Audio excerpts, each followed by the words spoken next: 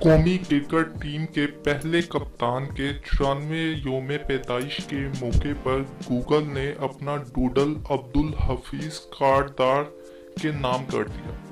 پاکستان کے نامور test cricketer اور قومی ٹیم کے پہلے کپتان عبدالحفیظ کارڈدار 17 جنوری 1925 کو پیدا ہوئے۔ انہوں نے قیام پاکستان سے قبل 3 ٹیسٹ میچوں میں بھارت کی نمائندگی کی اور پھر 1952 سے 1958 کے دوران انہوں نے 23 ٹیسٹ میچوں میں پاکستان کی قیادت کی۔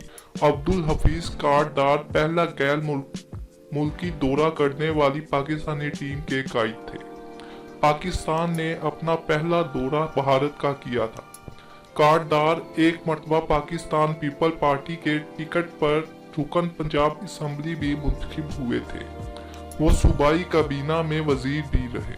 21 اپریل 1996 کو عبدالحفیظ کارڈدار لاہور میں وفات پا گئے۔